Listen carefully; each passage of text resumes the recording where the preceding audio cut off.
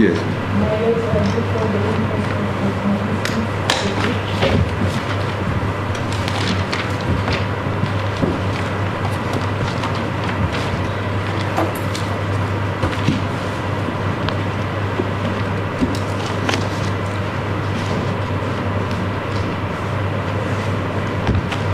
Yes,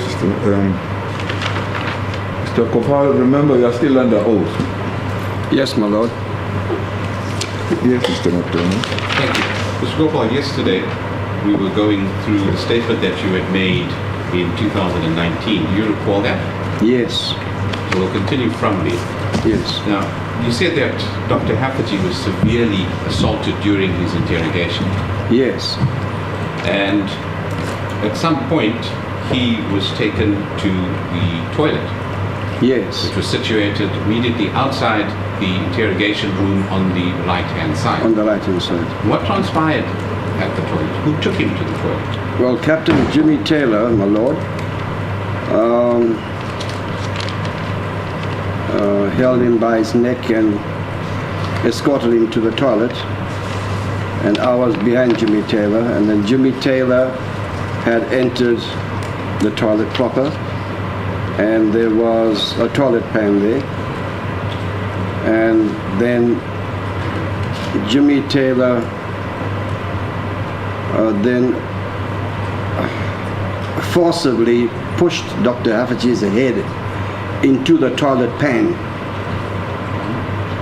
and told Dr. Haferty to drink this water. But then Dr. Haferty was obviously resisting, and he pushed back his head to avoid his head from being pushed even further down. And it happened like, I think maybe about a minute or 2 minutes or so, but a minute or 2 minutes, my lord, that's quite a long time. And then eventually Jimmy Taylor let go of his hand, of his neck, and then his head pushed back, and the back of Dr. Haferty's head hit the wall, and that's when he fell on the floor. So, as I understand then, that would explain any injuries to the back of his head, right? Yes. Because it was with such force that he had hit the wall. Yes. And you would also agree with me that at that, well, firstly, what time was that? I really can't recall, my lord. Would you rather say day or night? No, it was during the day. It was during the day. I'm not too certain where. I think probably after lunch, maybe. I can't be accurate about the time. And this was when the assault was at its severest. Because you said after lunch. The severest was after lunch, yes, my lord. So at that point it was quite severe, and then he was dragged off to the toilet, yes? I guess so, towards the latter part or towards the afternoon. But I can't be 100% certain whether it was morning or it was afternoon, but presumably in the afternoon. Yeah. So he obviously, Dr. Haffejee, demonstrated by his actions that he had no reason to want to die at that point. I don't think that, I don't know. I can't really comment on that because... well, he tried to save himself. Well, understandably, I mean, who would not do that under normal circumstances? But what thoughts were flying through Dr. Haffejee's mind is, I can't comment on that. And you'd find it rather strange that the man tries to save himself and then commits suicide later that day. Well, obviously, if he saved himself from drinking the filthy water. That's all I can say there. Yes. The other point is this. When he dragged him to the toilet, was he able to walk, or did he have to be physically dragged? He was dragged back. When he was taken back to the toilet, he was dragged. And he was able to walk? From the toilet back to the interrogation room. Prior to that, was he able to walk himself to the toilet? Shivering a lot. Shivering a lot. He was very weak on his feet. Yes. Yes. Well, his body in general, wouldn't you agree? Yeah, considering absolutely. that he was kicked, punched, absolutely, all over his body. Absolutely. But he had enough strength to be able to resist Jimmy Taylor, to be able to pull himself out of the toilet. I would say just about. But strong enough for him to be able to throw himself against a wall and possibly creating a severe injury to Well, I his don't head. think it was his intention to throw himself against a wall. His intention was to uplift his head away from the filthy water. Well, if you heard my words, it was that he had the necessary strength to be able to push himself with such force to be able to be thrown against or to hit against a pillar. That's what I I said. guess so. So yes. So he was taken back then to the interrogation room after this incident. Yes, Did the assaults continue? yes, Did the questioning continue? yes. Did Dr. Haffejee give you any information about his cell members, his training, the purpose of the bombs, his lectures, anything that could assist you? Nothing concerning intelligence gathering. None of the intelligence that we had already ascertained. There was nothing concerning that. And apart from that, at that point, at the lunch period, did you have any evidence at all to be able to take him before a court? Concerning his political activity, No. Yeah, well, yes, that you could charge him for. excuse me,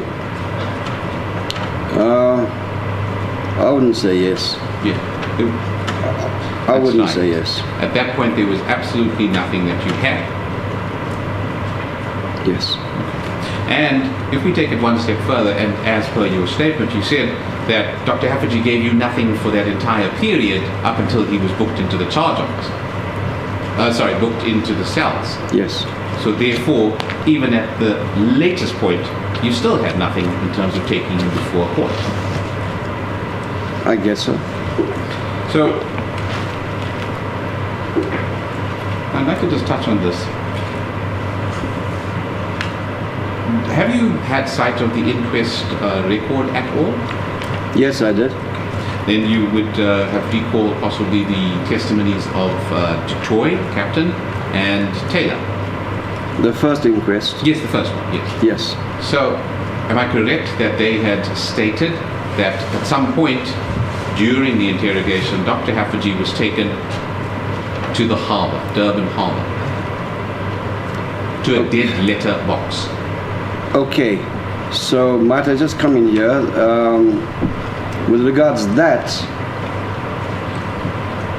at a point in time when Captain P.L. Detroit had told me, and he had recorded that on an audio cassette, and had told me that this is what I must state at the inquest if I'm called upon to testify, that he had taken us to a location near Durban Harbour, Durban Bay, and he would indicate to us a DLB, a dead drop, a dead letterbox, which basically is like a covert place where you would store intelligence, like documents, etc., and that, or bombs, or lectures on how to give out manufacture of explosive devices. No, I understand. My point though is this.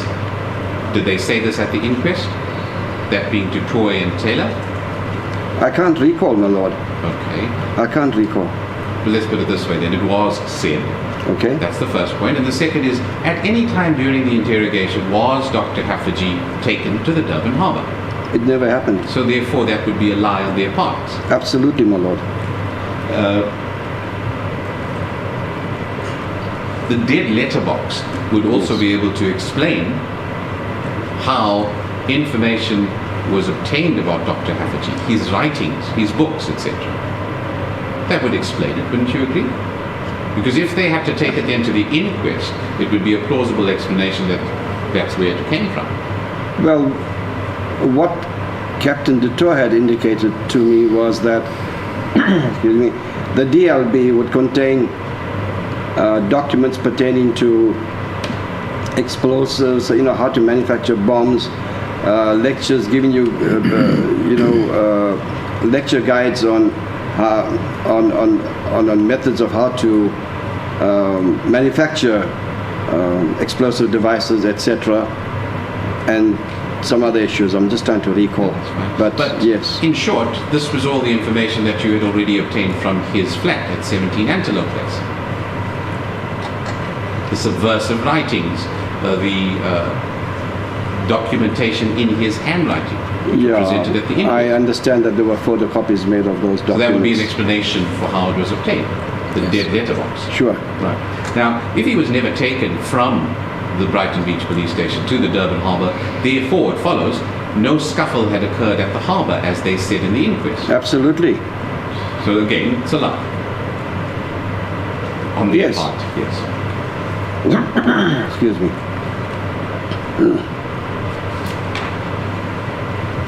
Tell me, you listened to the conversations that had happened or taken place at the flat of Dr. Haffejee. Yes. Was this every day or every Thursday that you would listen in? You specifically? Yeah, well, every Thursday. But some Thursdays I'd be out on observation and surveillance duties. That's when Captain Jimmy Taylor would take over. Some Thursdays I would listen in, and obviously I would catch up with what was being said when Jimmy Taylor took over, because he'd jot down points, he'd jot down notes of, he would transcribe. Yes. Right? And then I would read that so that I can have a follow-up as to what transpired previously.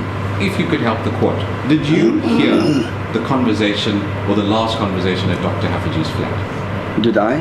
Here, listening Yeah. to later after the incident, see the transcripts of the conversation that occurred at Dr. Haffejee's flat before his arrest, day before his arrest. Before his arrest,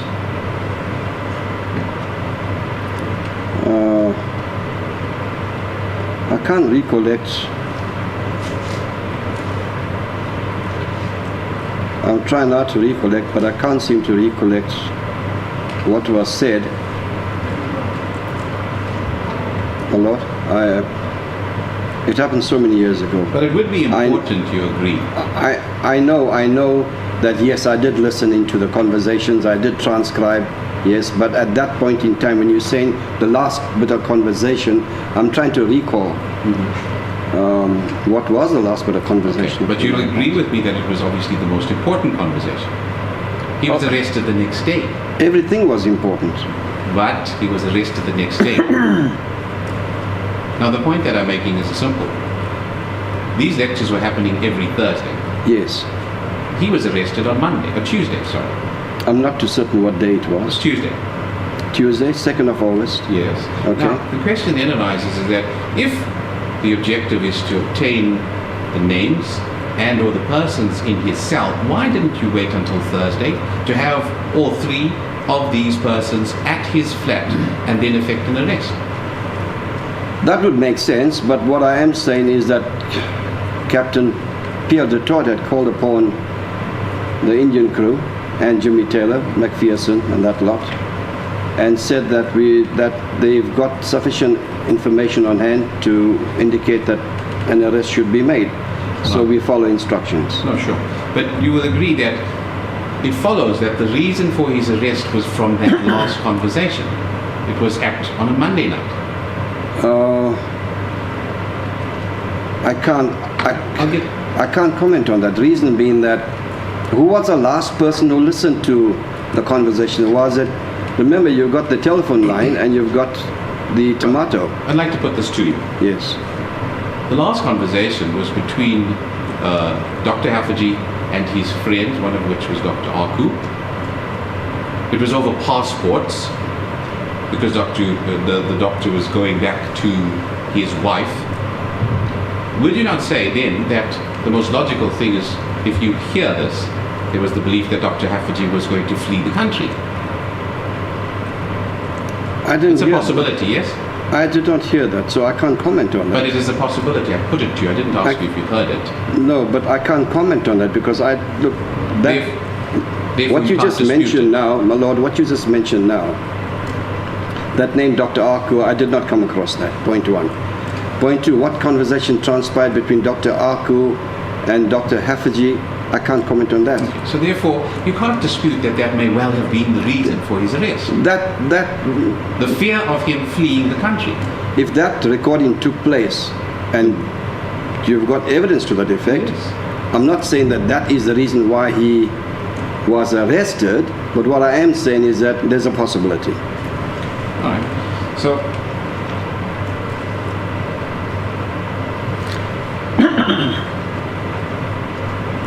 the interrogation went on through the night. Am I correct in saying that teams swapped, or in other words, had turns to interrogate? What teams? In other words, there wasn't just two people for 10 hours interrogating one person. Surely you would have had a break. Other members also question him, etc. When you say other members, remember that there's only Jimmy Taylor there, PL Detroit, Shurud, and myself. Right. So, That's it. There's no other teams. So for the hours that you were from 9 o'clock to 12 o'clock, it was only Jimmy Taylor and Captain Dutoy and Shrood's governor who questioned Haffejee for that duration. I remember at one point in time I did ask him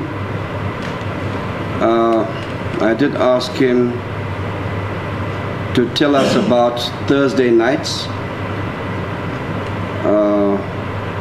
what really transpired on Thursday nights, the wires that he spoke to you about, the wires, what is that all about a nurse that he made contact with Yes. at his workplace, So in other words, and then but that was it. so in other words, if I understand correctly, you confronted him with this information that you had from the recordings. Yes. Right.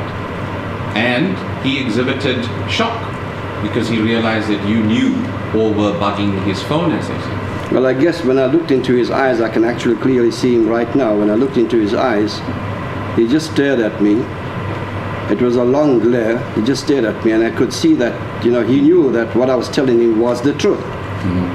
Yes. But he still denied it or didn't say anything about No, it. he did not divulge any information. So then you'll agree that you were part of the interrogation. That you? You were part of the interrogation. I wouldn't say that I was part of the interrogation. I would say that I had questioned him on that. So why would you question yourself? Yeah, because Because? at that point in time, I think it was almost lunch break. Right. And then I was there, Shrood was there. I'd given him a chair to sit. Shrood never made any comments regarding that. And then I had asked him. That's it. I saw an opportunity to ask him, and I asked him. Yes, that's part But of I the was not- interrogation to obtain this information. If you say so. Yeah. You agree that that is, in fact, what happened. You needed to get this information. And whether it be the bad cops, as they would colloquially put it, or you being the good cop saying, I won't assault you, but tell me the information. The objective was still the same, that you needed to extract this information from Dr. Haffejee. Correct? Now,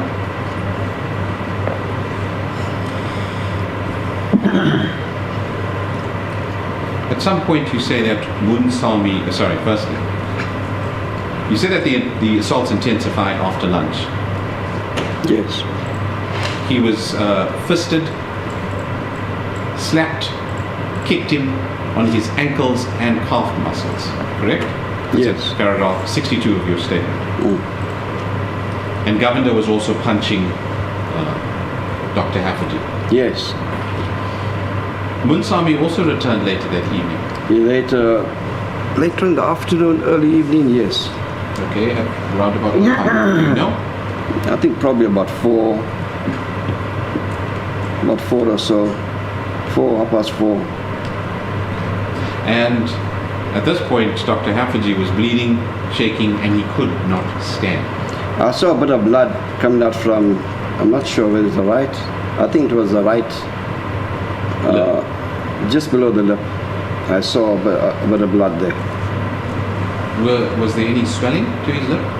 I didn't take notice, but I guess so. And Dr. Haferty wore dentures. Do you recall? No, I'm not aware of that. Did these ever come loose during the interrogation by Taylor and Dutoy? I never noticed no dentures, my lord. No, okay, but did any of his teeth come loose? No, not.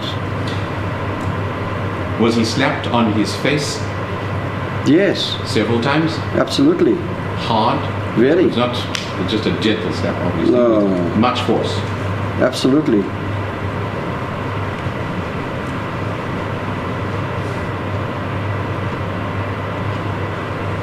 Now, after the interrogation, and by that I mean, at what point did it stop and why? I think the time when everything stopped, it was just before midnight. I guess probably the interrogators were tired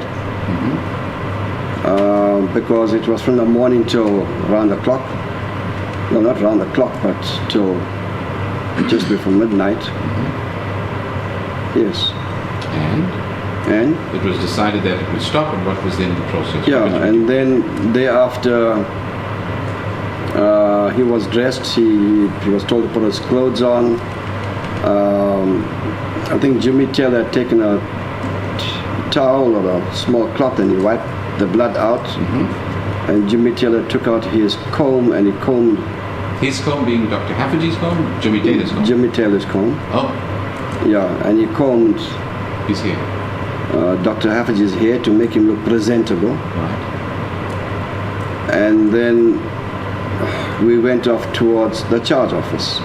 By that time, was Dr. Haffejee's hair still wet? I can't say because I didn't feel his hair. Okay. Did he seem to have wet hair? Remember, he was pushed into the toilet bowl. Yeah, but his head didn't go right into the water. Okay. But he had long hair. Yeah, but I can't say whether it was wet. I guess his hair must have been wet with perspiration, Yes. been assaulted brutally during the course of the day and into the night. So he must have perspired, understandably. Blood? Did you see any That's blood? the on only his blood that I mentioned to you. head? That Was on the I side saw. of his lip. Yeah, on the side of his lip. I saw that. And he had nothing on his head at all. At the back of his head, no. I did not notice any blood. Okay, I'm sorry, but why would you mention the back of his head? Because he had hit his head at the back of his head hit the toilet wall, so I didn't notice any blood there.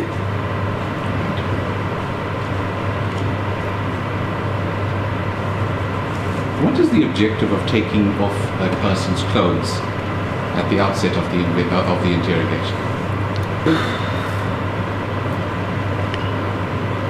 What will be the purpose? I guess, you know, Mr. Gopal, Through sorry, Mr. Gopal. You can't guess. You've been with the security branch for years. This is now your second interrogation. You've been with interrogations thereafter. A common modus I think slow down. A common modus is to strip a witness. So don't guess. What was the purpose? No, Was it to humiliate him? Okay, my lord, I understand Mr. MacDonald's question very well, right? But I have to be certain with regards to the answer that you want, right? So therefore I'm saying when you say that I was involved in many interrogations, you need to adduce evidence regarding that, sir. Right. Why was he stripped? Because the clothing would get damp with, becoming soiled with not only human remains, but also with blood, with, yes. That would be my conclusion. Okay, so it wasn't the modus of the security branch to remove clothing so that you don't leave behind any stained clothing. I believe that would be so. Right. It was also obviously to humiliate and or degrade a prisoner. Well, that's understandable. That, I mean, you know, anybody who is stripped, I mean, it's humiliating. What was Dr. Haffejee wearing that day? I think it was a powder blue safari suit. Could be beige. So what you're saying is that you think about the color, Yeah, but yeah. it was definitely a safari suit. Yeah, definitely. And early in your testimony you said it was a short sleeve two-piece. a short sleeve jacket, Yes. and a long pants. Okay. I'd like you to look at volume B at page 787. Please, could you please hand this to us?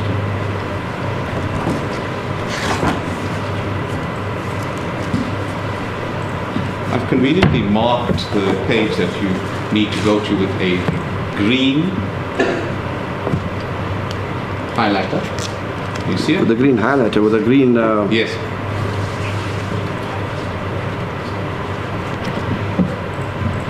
Sorry, where do I find that in Volume Exhibit G? B, Lord, page 787. Volume B. Volume B.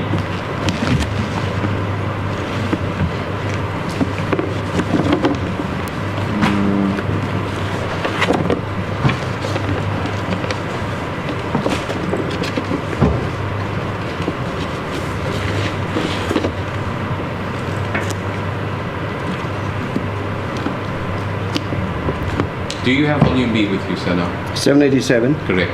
Yes. Can you describe what you see in the Please photo? slow Sorry. down. I apologize, my lord.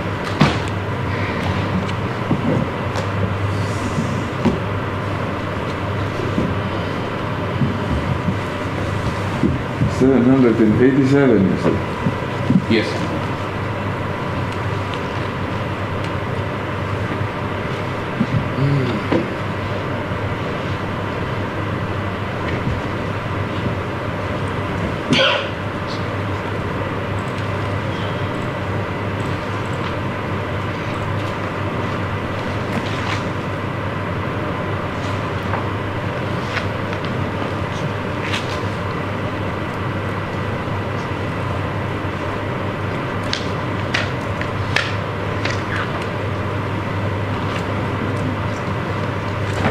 Yes, May I proceed then, Lord?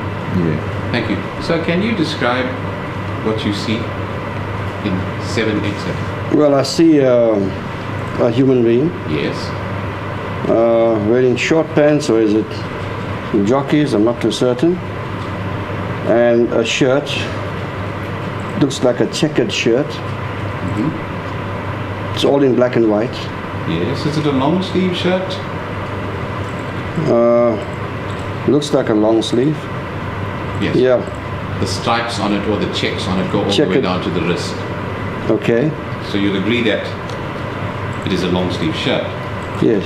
Okay, why I'm putting it to you, sir, is volume B, and that specific photograph is of Dr. Haffejee in his police cell. Well, that's news to me, my lord. Okay, but It's you the see first that he's time I'm not wearing seeing a this. short sleeve safari jacket or top. Okay. So is that Dr. Haffejee himself? That's correct. Okay, if the court says so, but I But that's can't- not the point. The point Yes. is the shirt. Okay. It's long sleeve. Yes? Okay. Unlike the short sleeve safari suit that you said he was wearing. Yes. Okay, so is there a reason for the discrepancy? I cannot comment on that. No, the reason between your description and what is actually in the photograph. I saw him wearing a safari suit. Okay. And at what time was this? That When was you- in the morning when he was taken to custody. So he was never wearing that shirt. He was not wearing the shirt. And you would agree that you've had sight of the post-mortem report from the first inquest. You've also had sight of documents in terms of the inquest transcripts. But the point is this, Dr. Haffejee had injuries on his both arms. Okay. So would you agree then that putting on a shirt that was long sleeve would hide these injuries from any person looking at it? Sure. Did you put that May I shirt on him? please sit? Yes, please. Thank you. Did you put the shirt on him to hide these No. injuries? Not at all, my lord. Was it done in your presence? Not at all, my lord. No. Are you aware when it might have been done? No idea, my lord. When you left him at or in the cells that night, Yes. was he wearing that shirt? No. So according to you, it would have only been put on after you had left him that night. Absolutely, my lord. And were all his clothing that you mentioned, the safari suit, the pants and the top, were they also left with him Well, he was wearing it. when he went into the cells? Was he Yes. wearing his shoes? I can't recall whether we. I think he took his shoes with him and his socks, or whether he put them on. I can't recall that. But it would be in his possession. So, so then, as I understand you saying, the shirt would have been to cover up. This shirt here, Yes. Any injuries? with long sleeve, Yes. yes. Yes. So if you were to take him to the Then charge you office- wouldn't see, well, look, if you take him to the charge office, he's wearing a safari suit. If he's got injuries on his arms, etc., Yes. the charge office sergeant would have seen that. And whilst we're on the charge office, you had said yesterday that the cool drink dispenser Yes. was in the passageway just before The charge office. charge office. Yes. And it was at the rear entrance of the charge office, not the entrance that the public are able to come in. Yes. And, do I understand correctly, that you led Dr. Haffejee into the charge office from the rear entrance? Yes. It would make sense. You wouldn't want any public or members of the public to actually see. That night, did you take him into the charge office for an inspection For after him being beaten so badly? For an inspection. Yes, they've got to make an occurrence book entry. No, he was taken into the charge office by all of us to be booked in, Yes. like an occurrence book entry, etc., and whatever else that had to be, like preparing for the cell. Okay.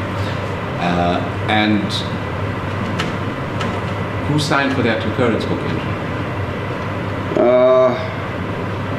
Well, the normal, what would be the normal step? The charge of a sergeant would make an entry that detainee so-and-so handed in by so-and-so, etc., and he'd make an entry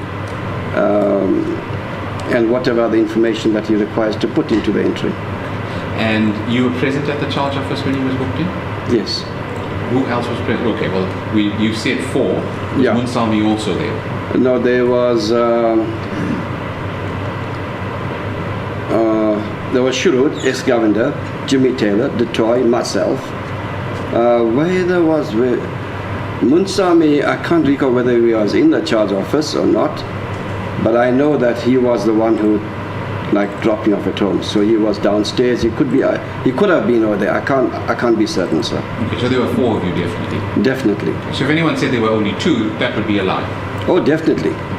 And did any of the 4 of you tell the charge office commander and or anyone that was at the charge office that this man had sustained injuries because, well, he was beaten up?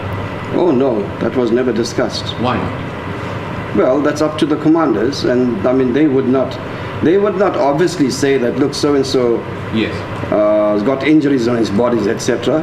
Because then that will lead to another investigation as to how did the injuries start, what happened, etc. He'll be questioned in front of the charge of a sergeant before he's even put into the cell. And you were never going to volunteer that information either? Not me, all of them. Yes, you are part of this team, so All of obviously us, you're yes, not going yes, to yes, all of us. Okay. So therefore, from that point already, there was this collusion that he was not assaulted. Well, it wasn't sort of a premeditated collusion, to put it to you such. It wasn't that we had plotted and planned not to disclose his injuries to the charge of a sergeant. No. The fact of the matter is that he was going to be put into the cells and he had to go through the charge office books. And we could not tell them that he was injured. Absolutely. Yes. So it was, if anything, then a modus that we had to lie.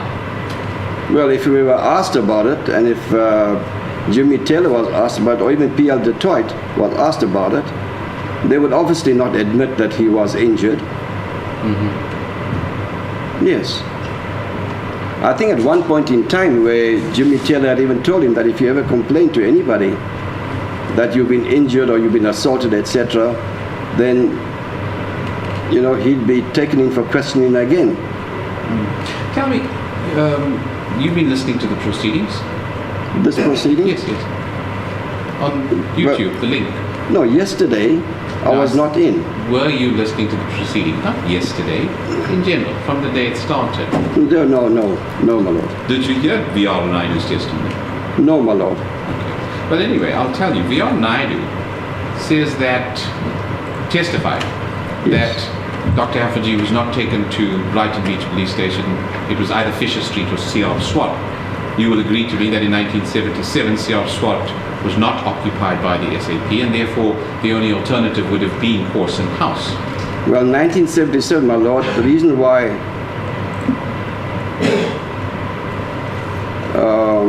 the security branch was not located at Sierra Swart Square, because Sierra Swart Square was only built in 1980 Right. or 81, somewhere around 80, yeah, somewhere around there. Therefore, it can be there was subtracted no Sierra from the Swart Square. equation.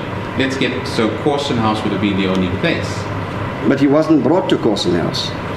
So you think that VR Knight is making a mistake? I can't comment on that. Why He needs to comment. Well, you were there, sir. You would be able to say, no, he's making a mistake because we went to Brighton Beach Police Station. It's as simple as that. Well, that's what I'm saying. We went to Brighton Beach Police Station. We did So not he's come to making a Corson mistake. House. Well, I think he's definitely making a mistake. Tell me, after the incident, or after booking him into the cells, it's around about midnight, you all, that being the four of you, left the police station at Brighton Beach. Yes. Can you just explain who went in which direction? Because according to your statement, Taylor and Detroit got into their vehicles and left. Yes. I went with Major Benjamin, and there was a vehicle for Sherwood. His own. Not his own, police vehicle. Yes. And Well, his own police vehicle. yes, Okay, so he went his way because he lived in Overport. he lived in Overport. I You lived, and Munsami left to Silver Glen, Chatsworth. well, that's where I lived at that point in Yes. time. Yes. And Dutoy and Taylor left in their cars in whichever direction to their yes. homes. Yes. The objective was then that the interrogation may start the next day. Yes. Tell me, what happened to Dr. Haffejee's car? I don't know. I can't comment. At all? Because remember, in the morning his car, Captain Jimmy Taylor had driven his vehicle To the Brighton Beach Police to Station? Brighton Beach Police Yes. Station, and it was parked amongst our vehicles, Right. right? So there's one of the vehicles, which is his, parked amongst our vehicles. But in the afternoon, or at midnight, or past midnight, I don't know if his vehicle was still there. I didn't take notice. If it was not there, then there has to be accountability. Probably during the course of the day when Jimmy Taylor went out, Detroit went out, something must have happened if his vehicle was not there. If his vehicle was there, then I did not take notice. So it was, at that point, at that part of the morning, like, what, could have been quarter past 12 or so, I'm tired, and I didn't take specific notice of whatever. I just got into the vehicle of Major Ben, and then he drove off with me. Okay. So you have no recollection of how that vehicle left the Brighton Beach Police Station? Oh no. Do you know Nothing at how? all. if I it did was- not see it leave Brighton Beach. Do you Police know Station. how, if at all, it was returned to the family of Dr. Haffejee? No, I don't. Do you know from where it was returned at all? In other words, was the family called to Brighton Beach to pick up his car? Was the family called to Corson House to pick up his vehicle? I got no idea. You also said, sir, that you don't even remember whether there was a toilet on the 5th floor of a government building. Yeah, I'm trying to recall of Corson House on the 5th floor, or did we have to walk down to the 4th floor? What- I can't seem to recall. Why would that be so difficult, sir? Because- let's just analyze it from this point of Yeah, view. well, You this will is agree what- that floors 1, 2, 3, and 4 were occupied by white individuals. No. I did And- not say that. Okay, so which floor was occupied by? The first and second floors, I said, was occupied by the district commandant, Right. right? The admin personnel for the uniform branch. Do they have non-whites at Fisher Street, Corson Yes, House? yes, a few. Okay. And then I'm talking that First the first floor. and second. Right. The third, fourth, and fifth was allocated to the security branch. Right. Right. So I know that on the landing of the third floor, as soon as you come out from the lift, if you turn right and look, there's steps going down to the second floor. So on that landing, there's a toilet over there. That's the third floor, right? The fourth floor, I think on the landing between the fourth and the fifth floor, there'll be a toilet over there, because if there's one on the landing from the third floor to the second floor, as you're going down towards the second floor, on the right hand side there's a toilet door. So if there's one there, then there should be one on top of that, and then right, that's okay, the third floor, then the fourth floor, the fifth floor, probably the people had to walk down towards the fourth floor and use that toilet over there. So you, the non-white, were allowed to use the toilets on the fourth floor? No, toilets for non-whites was, yeah, I believe so, because the whites used to use the third floor. And there are interrogation rooms on the fifth floor. Yes.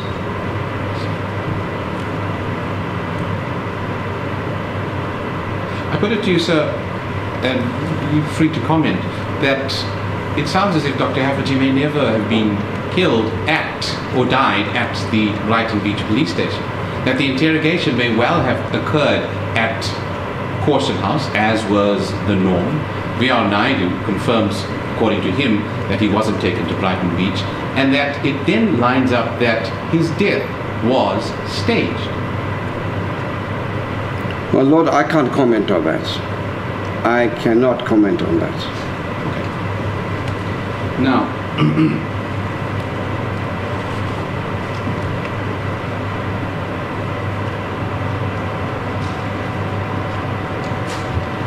you would have, from first inquest's transcripts, read of Sergeant Nordia.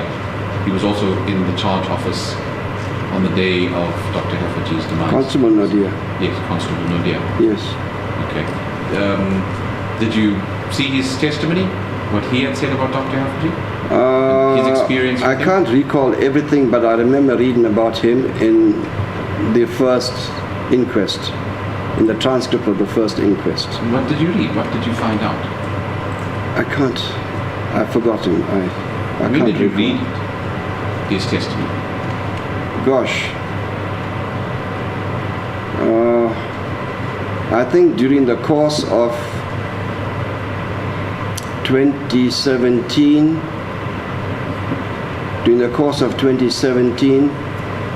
I read about this. In fact, I had forwarded a copy of that transcript because I was in telephonic contact with Advocate Shabnam Singh, who drew up my, she's with the NPA, she drew up my affidavit.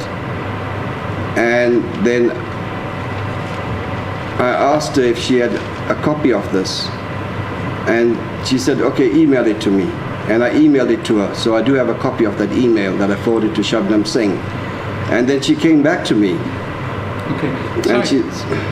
The question is, did you see the inquest regarding The transcript. The transcript regarding Yes. Nordia's testimony? When did you see it? That's what I'm saying, 2017. 2017. And do you know what it said, what Nordia had said in his I can't transcript? recall, my lord. I can't recall. You see, what's unusual about that, sir, is that the 2 pages that consist of Nordia's testimony are not in the inquest that the NPA had in their possession. In fact, Nordia's testimony was only received through the Counsel for the Family, who had obtained it from a third party. It was never there. Well, thing is this, that I had gotten that out when I Googled it. When I Googled that name, Nordia.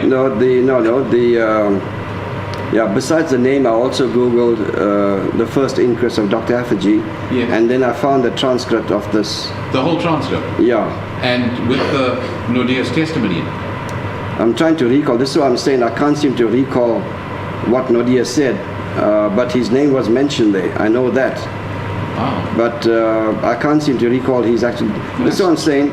2017. It's a long time from then till now. Right. So, yeah. that's when the This is why investigation I started. brought that to the notice of Advocate Shabnam Singh immediately. Okay. No, I understand. So, if Nordia had stated that Dr. Haferty had no injuries when he was brought to the charge office, then that would be a lie. No, Because you said he was visibly shaking. You said that he was not able to properly stand, that he needed assistance He to was even put on his shaken. underpants. he was shaken, but physically you can't see any injuries. Right. you know. But he was shivering, shaking. He was shivering. He was shaking. Yes. And yes. in fact, at the inspection in loco, when we, with the court, were in the cell of Dr. Haferty, you said no more than 3 times, Dr. Haferty was bludgeoned.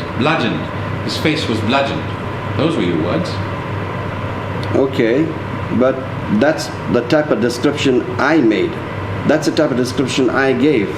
Yes. Yes. You get that description from? From my thoughts. Really? Yes. I mean, it was there. I was there in the cell with my lord there, and that's what came into my mind.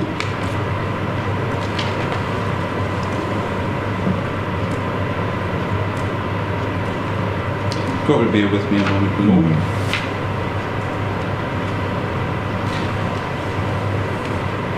This happened on the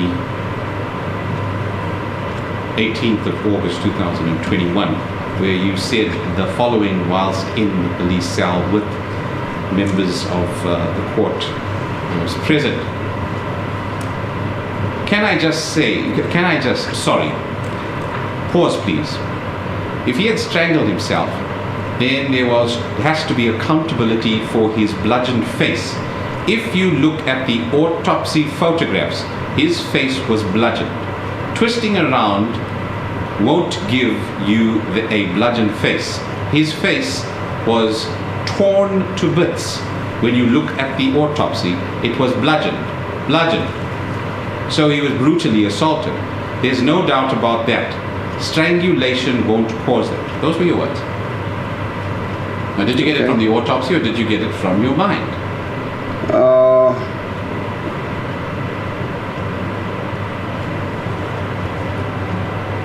To recollect again, did I get that from the autopsy?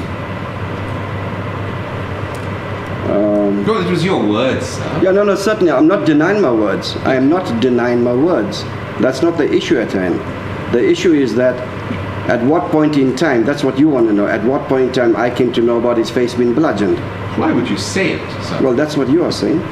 You said autopsy photographs. That's where you got the information. Okay, so if it's autopsy photographs, then obviously I must have looked in the file, or Dr. Haffejee's file at the security branch officers, and there were, I can recall there were the pathologist's color photographs.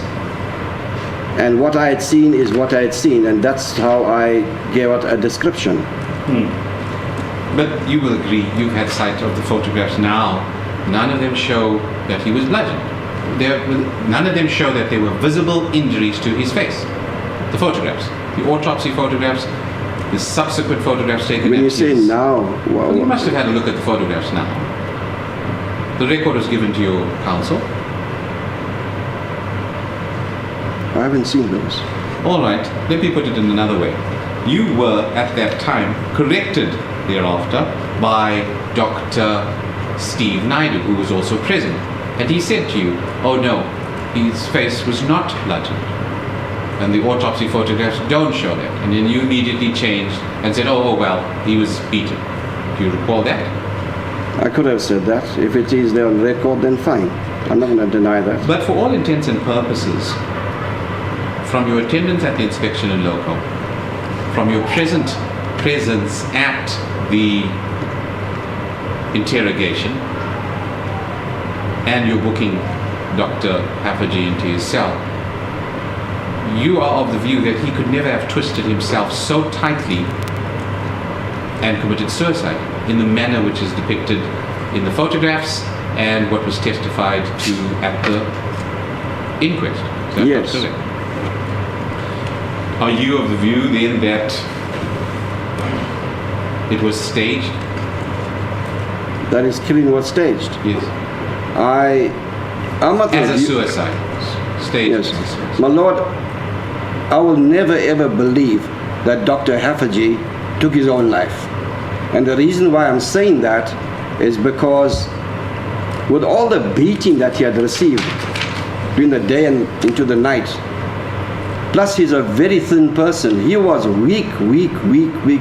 He was so weak, he was trembling, he was shivering. And he did not have the energy to do that type of... I cannot believe that he twisted himself to death. That's all I can say.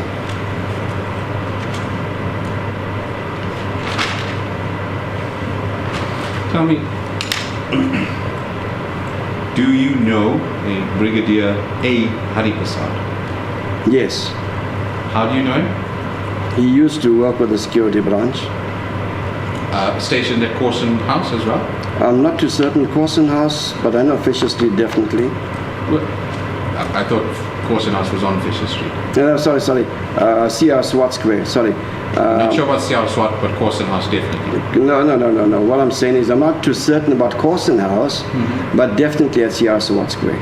Was he part of the observation at all on Dr. Haferty? I cannot recall. Haripasad. A. Haripasad. A. Haripasad, Yes. no. Anish, no, Anus, A-N-I-S. Yes. Haripasad.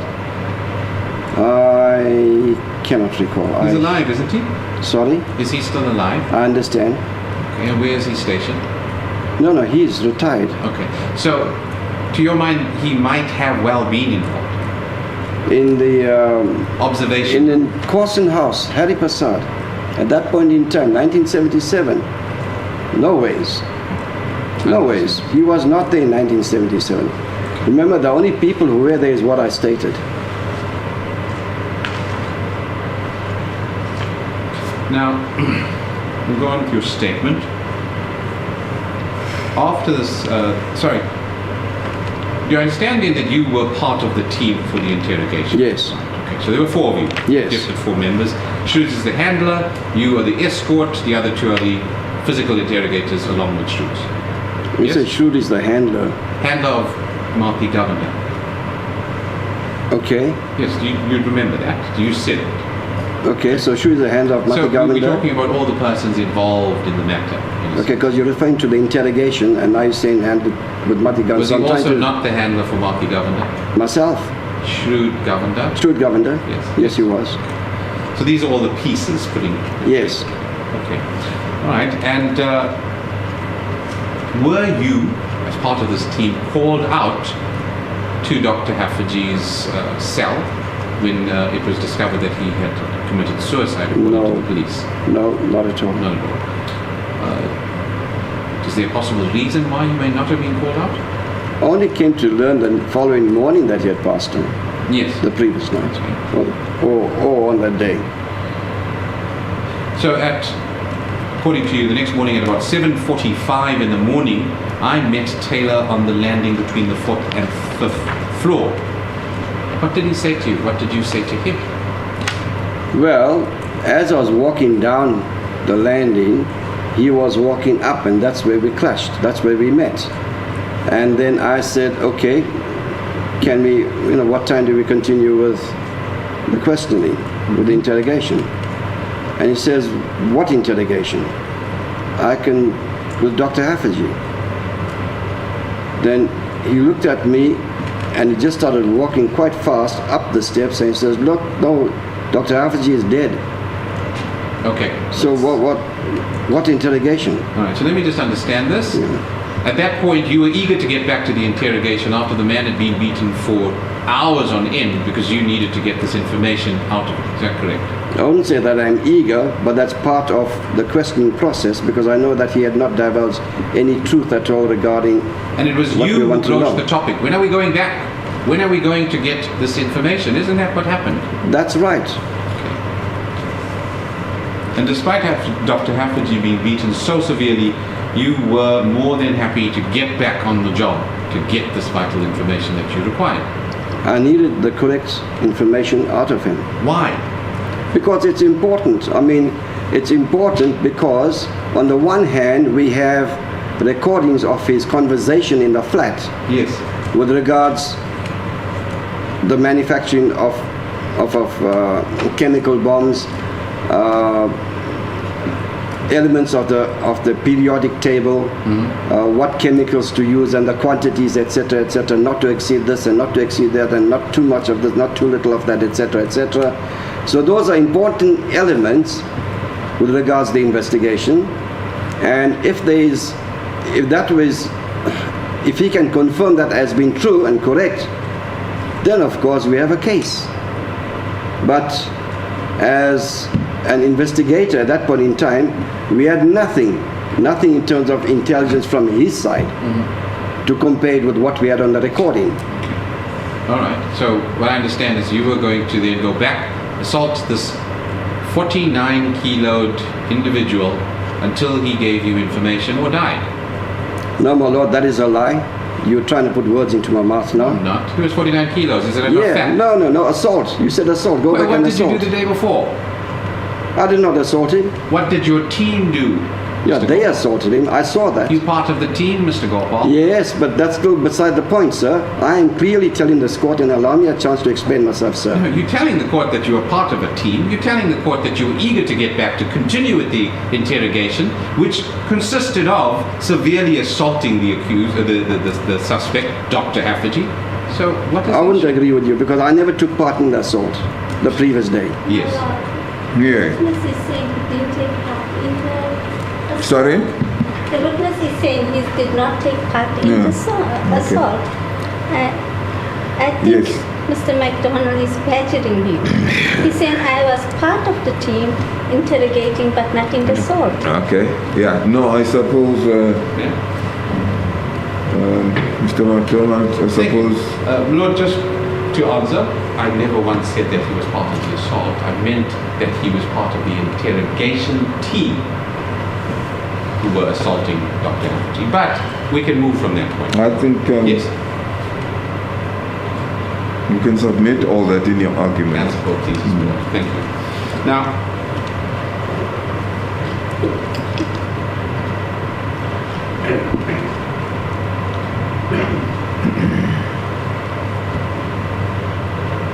God will bear with me.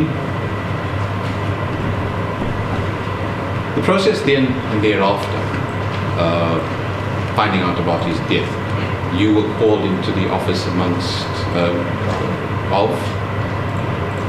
Sorry? You were called into Captain Troy's office. Yes. Right. What was the purpose? Well, he had told us about Dr. Haffejee's death, etc. And then we got together. We went over to Dr. Haffejee's flat. I think it was McPherson or so who removed the bug from the flat, etc.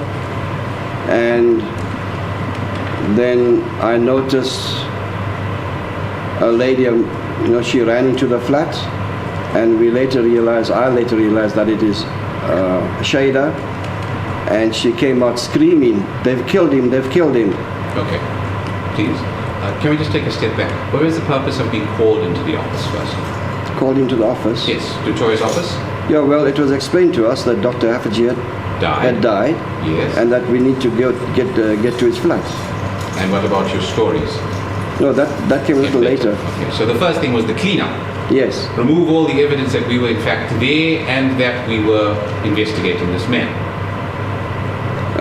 To remove the bug and To remove Yeah. the evidence that we were investigating, that we were surveilling him. That's what you were doing. that was done. Okay. Then you speak about Shida. That was her name. Yes. She came in and she was screaming. Was She ran into the flat, etc. I was still outside the flat in the passageway, Yes. and then she ran into the flat there, and she came out screaming from the flat. They've killed him, they've killed him, and she ran straight along. By they, who did she mean? Sorry? Who did she mean by they? Well, by they, I suppose she was referring to the security branch. And from that point on, you removed all the instrumentation that was left at the flat. You then go back to the office, yes? McPherson had removed the stuff. McPherson and Schroed, Right. they had removed all the stuff. Okay. And then from there, we proceeded to the office. Right. The stories? The stories, yes. Okay, so there came a point in time when Captain P.L. DeToit had called, all of us had called Shrewd, myself, Major Ben, McPherson, and V.R. Naidu, or was V.R. Naidu ever in that story? McPherson, but I remember I tried to call for McPherson and I couldn't get hold of him. So I left a message for him, right? And then, generally speaking, in his office, he had explained to all of us that each one of us will be given a tape recorder, will be given a 4-track audio cassette. So then you had to put together your stories so that it all lined up, basically. So, but then he said, I'll be dictating to you all what each one must say, and then we were all excused from his office, and he called one by one in. Yes. Did you later on listen to the tape, memorize the tape, and knew exactly what you needed to say if Yes. you were called at the If end? I was called. So in other words, as part of the team, you were willing to then again collude, lie, so that this could be swept under the carpet. That's the truth. Now, Marnie Govender, according to the information, she left the country in that August of 1977 for a holiday. In August of 77, I'm not too certain. Okay. Do you know at all maybe when she might have left on this vacation? No, not. The first time I heard that she traveled overseas was when Captain Mbeli of the Hawks had notified me. Only that late. Absolutely, absolutely. And you were friends with Benjamin? Very much so. And he was in an affair with Marnie Govender at that time? Absolutely.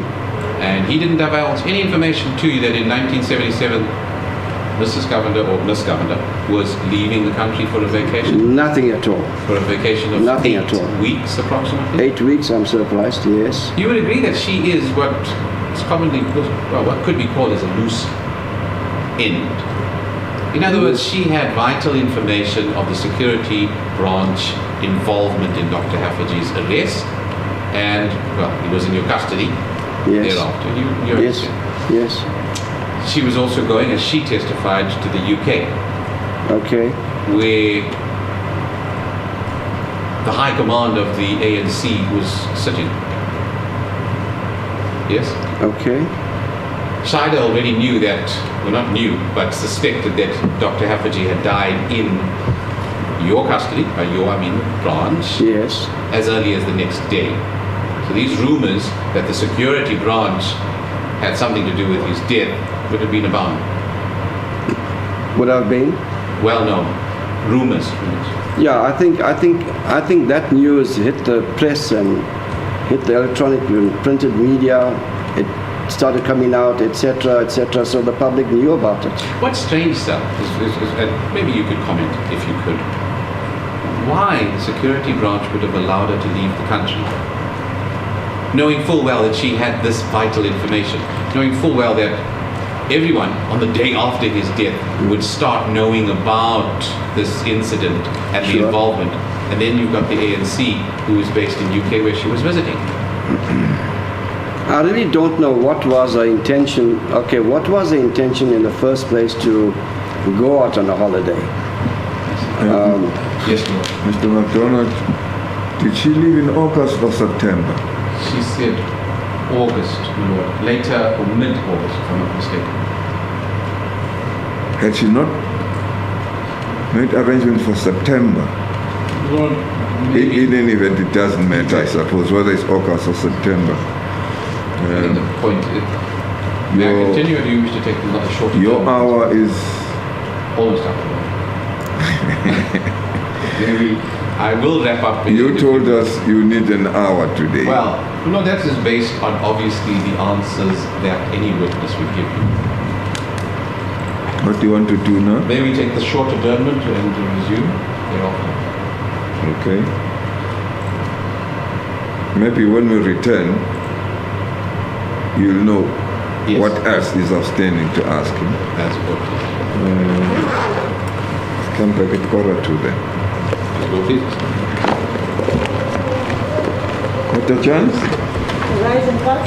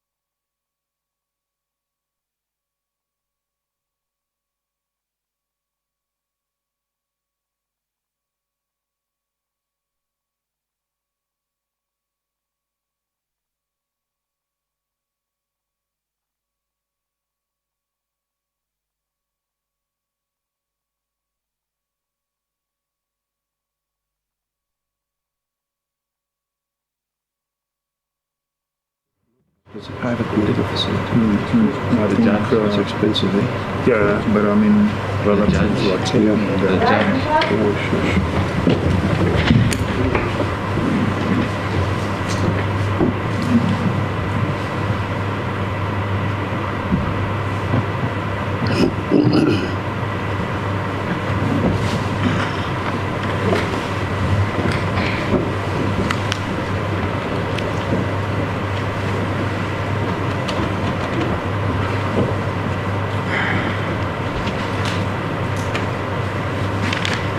Mr. Kopal, you have still under oath?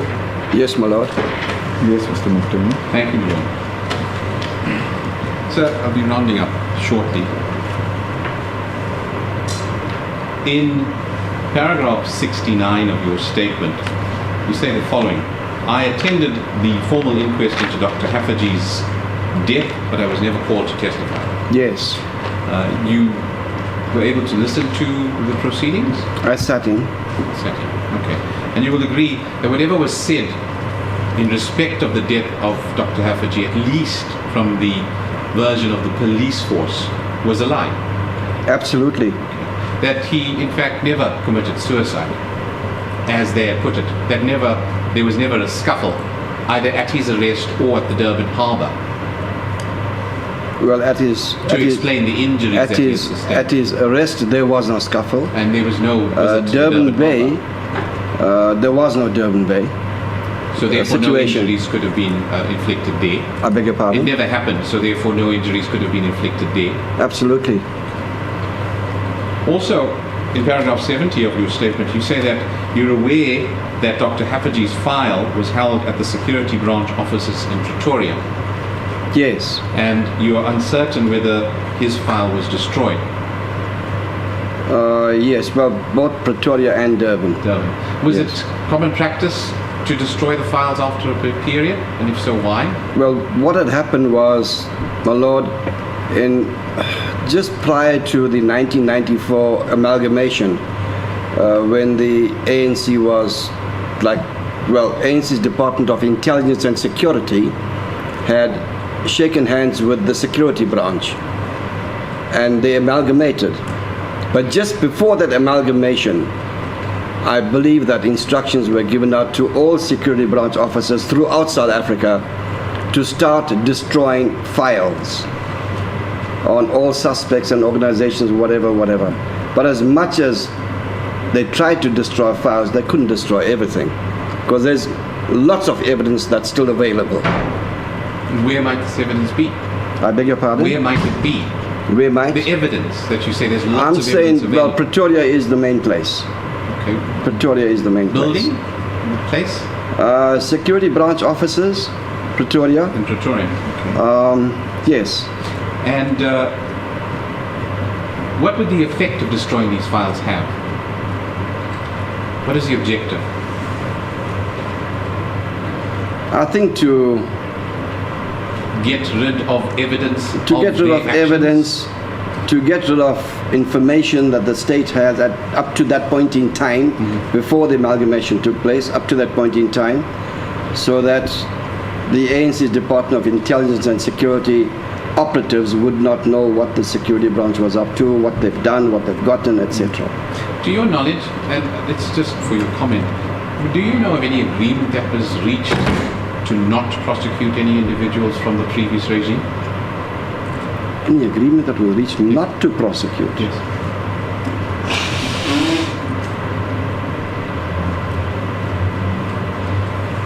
Not to prosecute.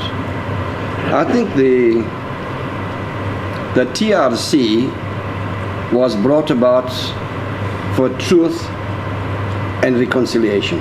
In other words, speak the truth from both sides, not just Yes. the police side, but from the ANC side as well. Come forth, speak the truth, and let's reconcile. So the decision of not to prosecute, I guess, based upon that. I could be wrong, I speak under correction. And am I also correct, and according to your statement, you are aware of the deaths of Griffith Nenge Yes. and Dr. Rick Turner, Yes. and obviously Joseph Mduli, which you have mentioned already. Yes. And you have intimate information regarding these incidents, not just what's contained in your statement. Well, what's contained in my statement is what I know. Okay. Dr. Rick Turner, Joseph Ndudi, and Griffiths Mkenge. So let me just understand. In terms of Griffiths and Mkenge, you were doing the surveillance and observation of him at his offices, according to your statement, Yes, and he subsequently died in what you say is a fabricated scene. In other words, that he was stabbed and items stolen from him to make Yeah, it it look was- like a robbery. his death was his death was made to look like a robbery. Okay. And Dr. Rick Turner, you were also present doing observations on him when you were summarily told to leave the investigations or the observation. Yeah, the only part that I played over there was keeping I was given instructions To observe. by Major Benjamin, who had received instructions from Captain Jimmy Taylor, that observation must be kept on Dr. Rick Turner's residence to see what time the lights come on, what time the lights go off, which cars come in, what time they come in, identify the drivers, identify the vehicles, etc., the color of the vehicle, etc. So his complete comings and goings and Comings who and visited. goings, so what time the lights go off at night, what time the lights go off early morning, what time the fan lights switch on, what time it switches off, etc. And then next morning, tabulate all of that into an investigation diary, and then put that onto Captain Jimmy Taylor's table, or hand it to him personally. So that carried on for about 2 weeks, my lord. And then all of a sudden, one afternoon when I was on my way, I think I was with Lieutenant V.R. Naidu. When we were on our way, Major Benjamin comes running to us and tells us, excuse me, instructions are that you've got to break observation. Which you did. And then I asked why, and then he said, instructions from Captain Jimmy Taylor, which we did. The next morning I come to work and I hear that Dr. Rick Turner was assassinated. And that's when I blew my lid, so to speak. Now, when was this? This was, I think it was in December of 77 or so, somewhere around there. When Dr. Turner. Yeah, somewhere around there. I speak on the correction, I don't know the exact dates. Did you, since then, tell anyone about Dr. Rick Turner's death or Griffiths and Mlenge's death, apart from this statement that we have before us? Did you make a statement regarding that? No, I did not, besides this statement over here. This in 2019. Yeah, because remember at that point in time, 1977, I'm sworn into the Official Secrets Act. And therefore I'm bound. And the act is such, my lord, that if you study that act very carefully, the act is such that even if you come to a court of law and you speak the truth, the state will charge you for exposing the truth. That's how tight that law is. Now, do you know anything about Mr. Baimpini Mzizi, who was also found hung in his cell at the Brighton Police Station, Brighton Beach Police Station, No, only not. 10 days after Dr. Haferty? No, not my lord. Nothing at all? Absolutely. Did you subsequently learn within the security branch of his death? Within the security branch, no, my lord. Thank you.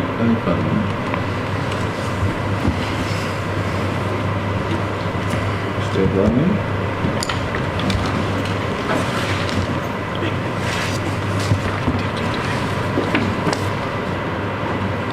If we will just bear with us while we set up. Sorry. If the court will just bear with us while we set up. Okay, no, that's all right.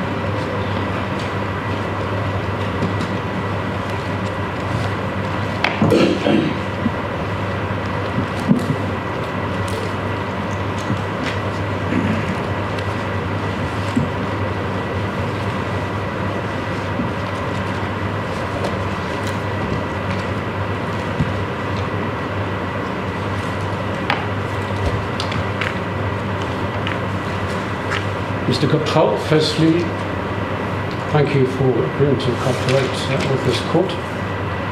Thank you, my lord.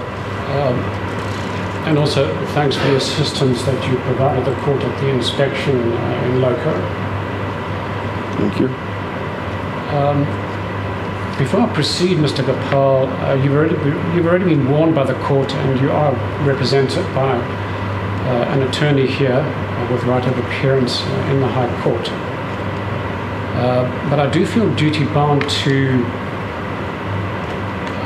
point out to you the potential crimes that are relevant for purposes of these proceedings.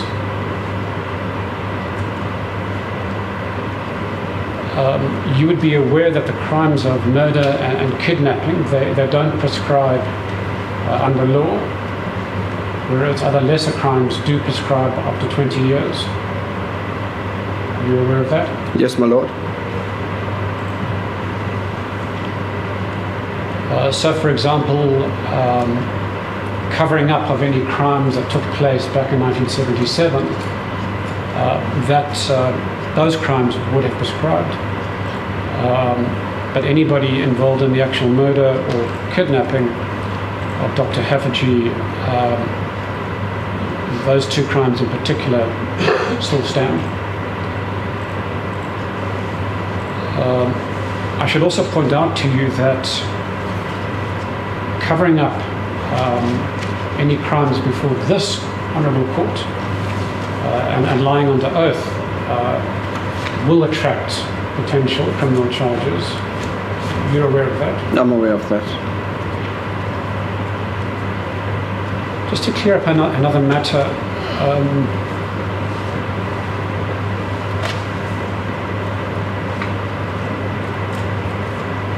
when you consulted with the National Prosecuting Authority, did they point out to you that you were entitled to legal representation afforded by the state because you were previously employed by the state as a police officer? What was pointed out to me that I'm entitled to legal representation, and not by the state, not because of the fact that I was previously employed by the South African police, because the time, we're going back to the year 2017, my lord, when Advocate Shabnam Govender had first given me a phone call. And then, after having consulted with her on numerous occasions, one of the things that rose up at the very early stage was she advised me to get an attorney, because she told me that, look, I'm a 204 witness, a possible 204 witness, and that, but she still said that I must get myself an attorney. So I told her, but ma'am, tell me, if I'm a witness for the state, why must I have an attorney? I'm a witness, I don't need an attorney. But she said, well, look, thing is this, that it's best that in your interest over here, because this case is of a political nature, and you will require grooming by an attorney, etc., or an advocate. So we debated that issue, and then eventually she tried with the Legal Aid Board in Durban, in Pinetown, Mr. Vis Nair, who is the head of the Legal Aid Board in Pinetown. I made my formal application, etc. Everything went through the process, etc., and it came back, and I was turned down for legal aid. And then eventually she managed to get hold of Advocate Shah Singh, an Indian lady from Durban, pro bono, and she appeared like she represented me when my statement was been taken down by Advocate Shabnam Singh at the offices of the Legal Aid Board. We met twice, I think about twice or thrice at the Legal Aid Board, and then thereafter she then left, and then she found Advocate Ahmed Ahmad, a private attorney who had agreed to do pro bono work for me, represent me, and I'd met him for the very first time when Ms. Shabnam Singh, Warren Sir Frank from the Hawks. Okay, if we just pause there.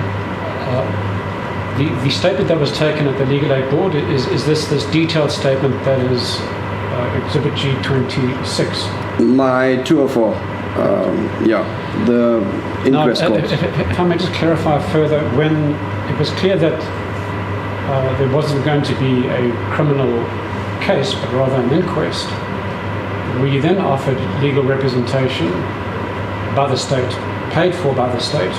Were your counsel instructed by the state attorney? No, my lord. There was no such a thing, and the Lord can ask Advocate Shabnam Singh to appear in court. There was no such a thing that I will be represented by SAP's legal department with an attorney paid for by the state. No such thing.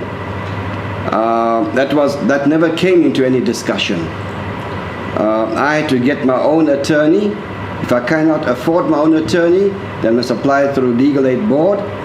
Applied to Legal Aid Board, and that was turned down. You told us that? Yes. Well, I must put it to you that these events took place while you were acting as a police officer in the course and scope of your duties as a police officer, and you were entitled to legal representation afforded by the police. And typically what they would do is instruct a state attorney who would in turn brief counsel. And that has happened in all the other inquests that we've had so far, and indeed is happening in this inquest.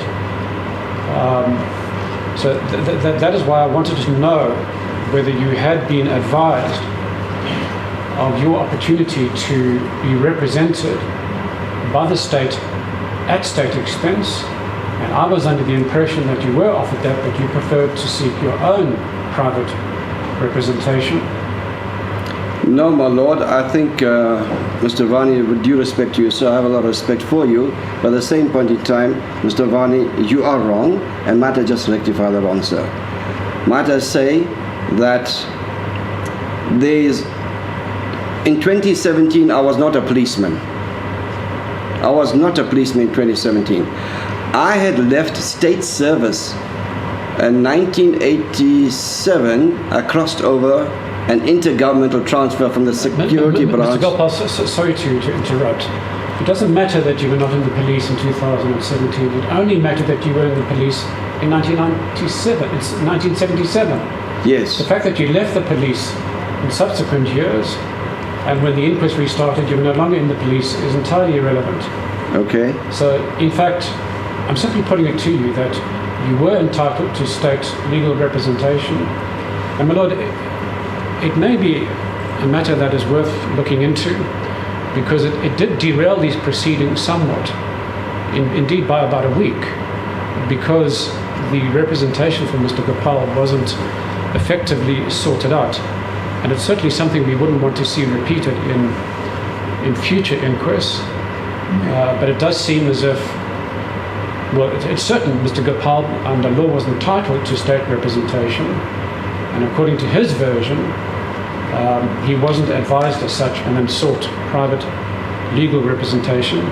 But that's all I want to take it at this stage. I wanted to clarify that Thank you. aspect.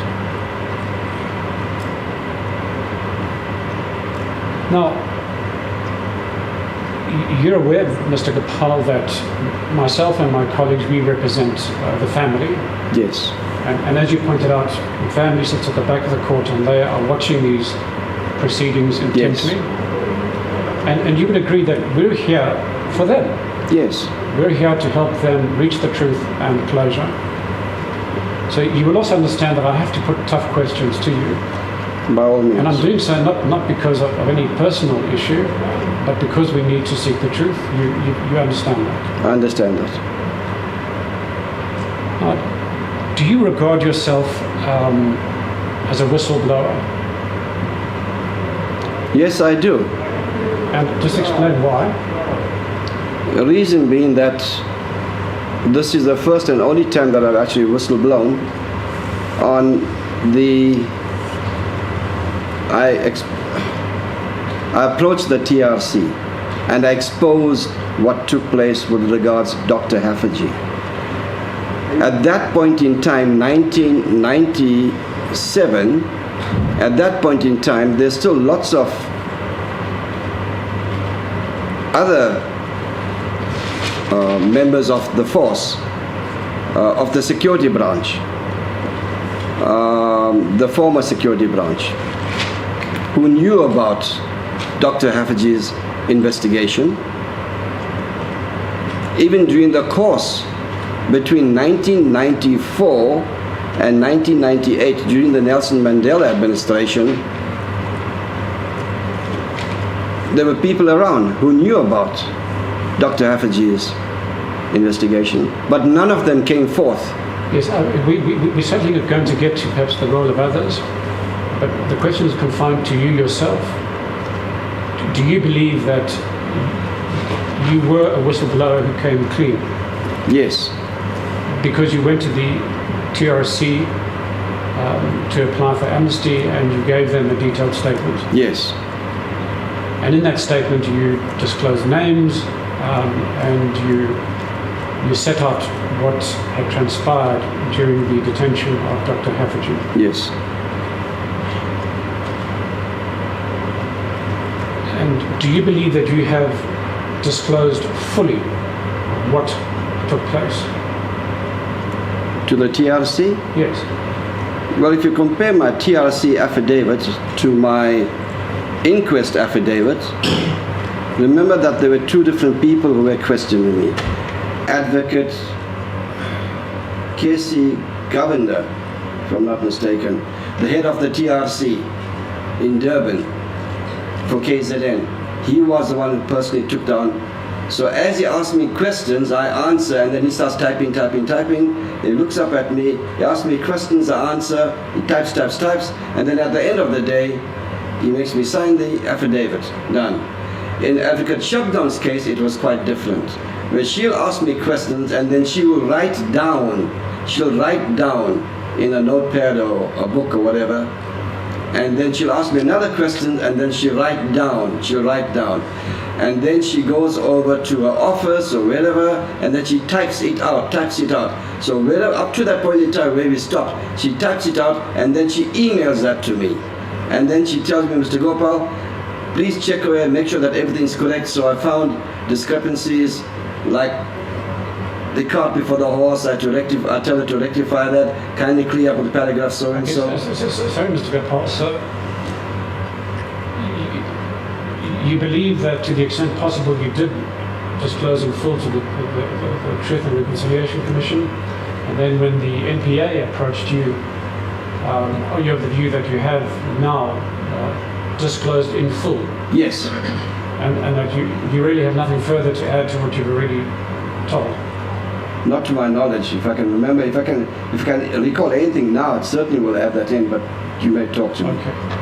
Well, certainly it's the view of the family that it does look as though you have become clean in relation to the interrogation, but that there may still be open questions arising in relation to the ultimate demise of Dr. Haffejee. Sure. When you say sure, Yes. are you agreeing that? I understand what you are saying. Okay. Well, can we elaborate then? What do you think still has to be disclosed in relation to the ultimate demise of Hoosen Haffejee? No, what I understand from what you told me earlier is that what I've disclosed is what I've disclosed. If there's anything more that you want to know, which I haven't mentioned in my affidavit, which I can't seem to think of anything, please ask me questions. I certainly will. Thank you.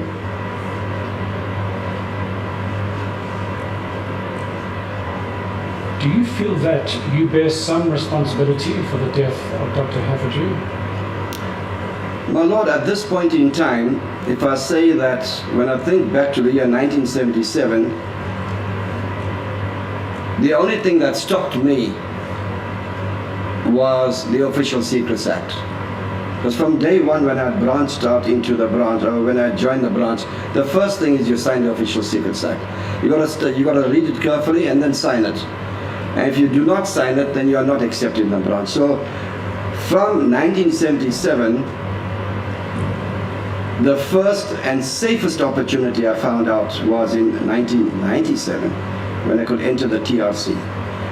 But up to that point in time, I could not talk about it because I know what would have happened to me. And what would happen to you? Well, in 1997, there was a killer unit within the security branch. And if I went against the system, the status quo, if I cut across the Official Secrets Act, and I was prepared to expose what I saw at that point in time, then two things could have happened, or both could have happened. Either get prosecuted in terms of the Official Secrets Act, and even if they had the slightest inclination but no proof, they would find proof.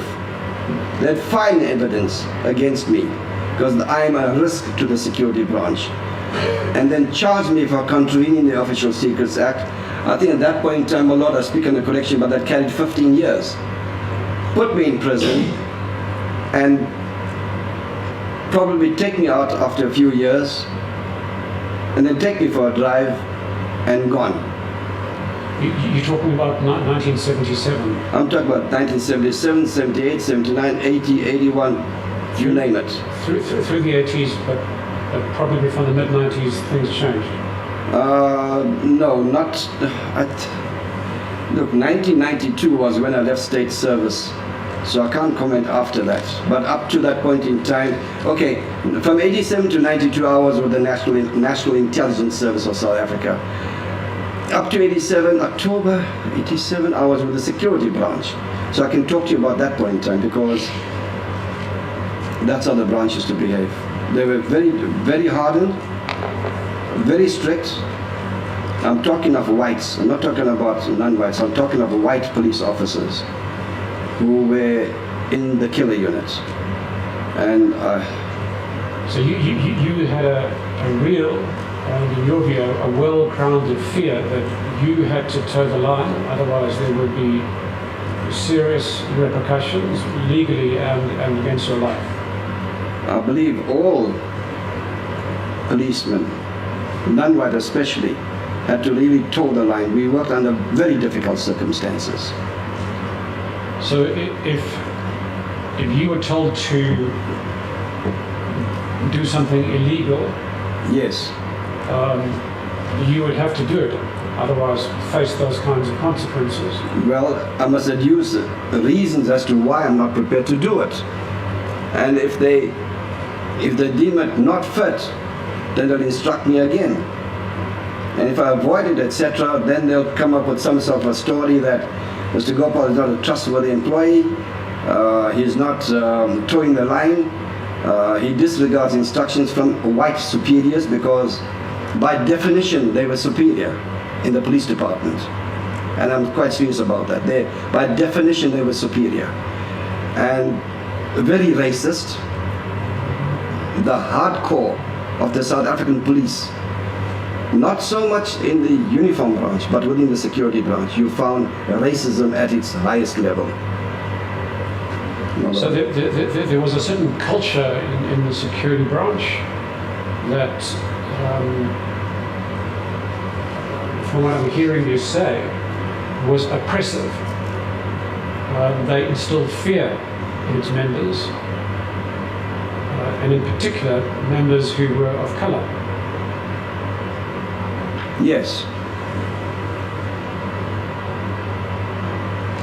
So you would be expected to, at times, cover up crimes committed by the security branch. All in terms of the Official Secrets Act. You're not allowed to say anything, just do what you're told to do, and do it.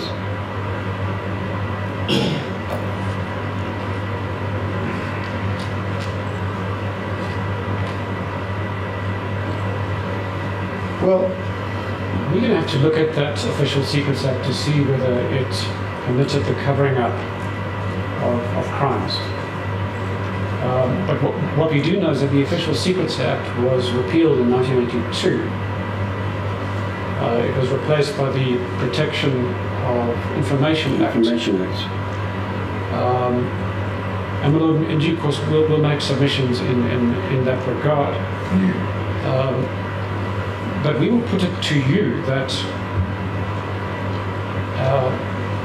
the Official Secrets Act did require confidentiality on your part in respect of matters that were legitimately confidential. We will be submitting that where crimes like torture and murder and kidnapping were involved, that had no claim to confidentiality. And that as an officer, the police officer under law, where crimes are committed, regardless of who, you would be required to report those crimes and take the matter further. And that the Official Secrets Act would offer you no protection in that regard. What is your response to that? The manner in which your worship, my Lord explains that to me, I can understand what you are saying, but it wasn't like that in reality. I can understand, my Lord, the way you're explaining it to me. I can understand you clearly. But that was not the way in practical life it worked out those days. Because you can't go against your white superiors. I mean, the white hierarchy in the South African police, 1975, which I learned in college, by definition, the word superior, it's in South African police standing orders. You have South African police regulations and your South African police standing orders. This was a standing order, superior, where a white constable is superior to a non-white commissioned officer. And we had to learn the definition off by heart. And because they're white, they're superior. So even if, like for example, Major Benjamin, if you're a constable and you come to Major Ben and you give him your car keys and you're instructing, okay, go fill up you're a constable now, and you tell him, Major, please fill up my car with petrol. And there's nobody else around. Major Ben has to leave his chair and go and fill the car up and deliver the key back to the constable. And a whole lot of things. The general culture within the branch, it's white superiority. Yes. So I don't dispute that culture. I think that culture is quite well known, and we've heard evidence of that in other inquests as well. Thank you. That white security branch officers saw their colleagues of color as second-class citizens or second-class police officers, and did issue such instructions.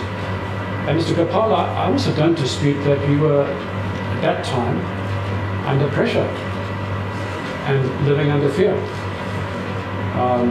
Certainly from the perspective of the family, we accept that that culture in the security branch existed, and that if you stepped out of line, you would face what you spoke about, both legal repercussions and then potentially harm against yourself.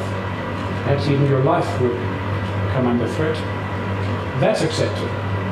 So we understand the situation you were in during the 1970s as well as the 1980s. What we don't accept, though, is your hiding behind the Official Secrets Act. And the reason is that the Official Secrets Act and its successor, the Protection of Information Act, only required you to keep information that was legitimately confidential or secret. In other words, it had been classified either as restricted, confidential, or secret. Now, covering up crimes and carrying out torture, acts of kidnapping and murder, those can never be regarded as secret operations. Of course, that is debatable. And at the time it may be said, well, we're carrying out raids into foreign countries and that's protected. But here we're talking about crimes committed by police officers who are required to protect individuals in their custody. That can never be authorized. So therefore we say you can't hide behind the Official Secrets Act or any other law. Do you agree? My Lord, as I've explained previously, I understand exactly what you're saying right now. But it's not a case of my hiding behind the Official Secrets Act. If I do not comply with an instruction, whatever the instruction is, and if I object to it, etc., then they'll find ways and means of working around that and then come up with a story that I've contravened the Official Secrets Act, charge me, have me convicted, put me in prison, and years later they could have taken me out, for a drive or whatever, and take me out. Because, like now how Mr. Vani explains it, I can understand him very clearly. I don't have an issue with what Mr. Vani is saying. However, I wasn't hiding behind the Official Secrets Act. I was duty bound. I was a junior constable. 1977, I was like 1 year and 10 months or 11 months or so when Dr. Haferty was taken to custody. I was a very, very junior constable. What was I? About 23 years or so, 24, I'm not too certain, but we can do the calculation. But that's it. I'm a young junior constable, having signed on to the Official Secrets Act. I've been told to toe the line irrespective of what. Otherwise, there's trouble for you. So I grew up with that in the force. So essentially you're saying that the police would fabricate a case against you, whether it be under the Official Secrets Act or elsewhere, and you had reason to be concerned about that. Yes. And would I be right in saying that the reason why you were concerned about that is because you had seen the police fabricate the cases in respect of other matters? Yes. I mean, the Dr. Haferty investigation, that's just one big fabrication in terms of the results that came out in the first inquest. Yes. And you expected to play your part in that? Absolutely. Absolutely. I mean, I've already said so in my evidence in chief. I played a part in that. Right. And furthermore,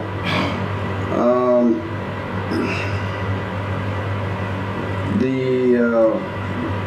Griffiths and Kenge issue that was mentioned to me earlier, what I've mentioned in my statement. I mean, there was a major vessels that came up when attorney Mr. Griffiths and Kenge was killed. I think it was at Mlazi Stadium or so, early morning. He was running around. And then the very same morning came major vessels to the 15th floor at Sierra SWAT and told us, non-whites, the whole lot, shh, keep quiet. You've heard what's taken place. Nobody talks about it. The boys and girls from Pretoria over here, if you have any special jobs to do, like breaking into offices, breaking into cars, breaking into flats, etc., etc., tell us and we'll give them the task to do.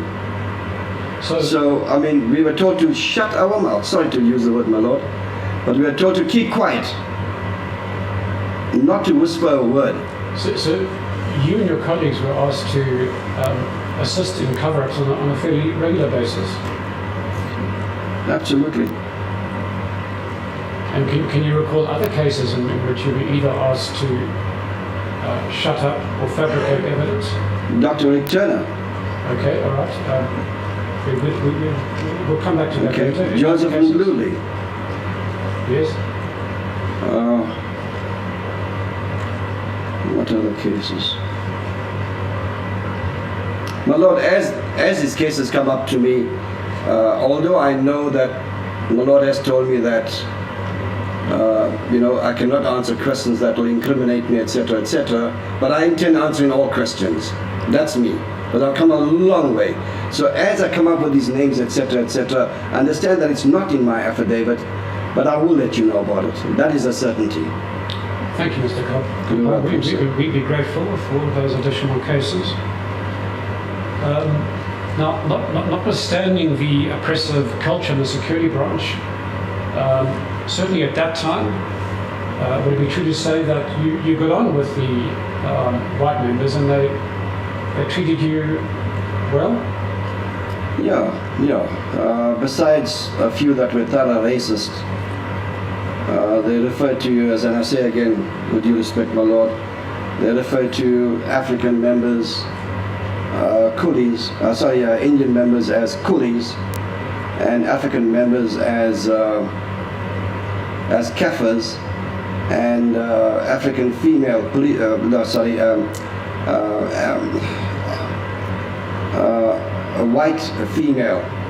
white female members, some of them referred to them as a white bitch. Reason being that we had some white female members there. At that point in time, my lord, I must point out very clearly that only white females were allowed to join the South African police, and then white males, Indian males, colored males, African males, like black. Yeah. I think you did indicate that to the court in your evidence in chief. Can I ask you, these derogatory terms Yes. used against Indians and African people, did Captain Du Toit and Lieutenant Taylor, did they use such derogatory terms? No, it was Captain Andy Taylor. Andy Taylor. And in the interrogation of Dr. Haffejee, was he referred to as a coolie? Not to my knowledge, my lord. I would have remembered that because it's such a derogatory term. I would have remembered that.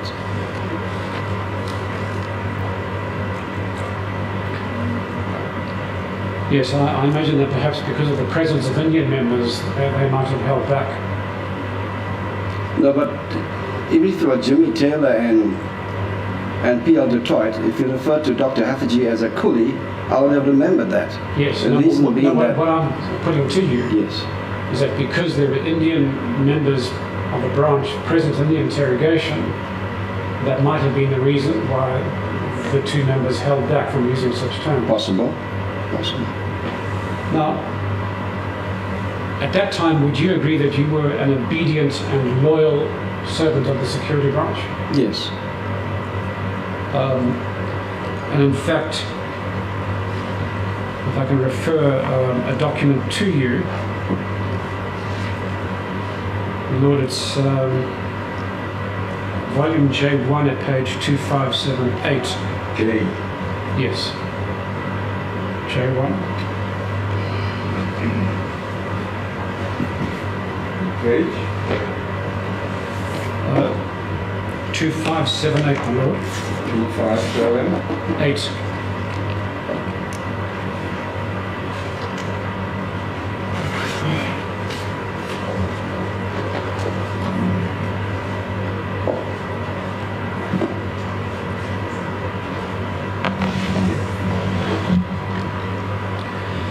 So this is a memorandum that was drawn up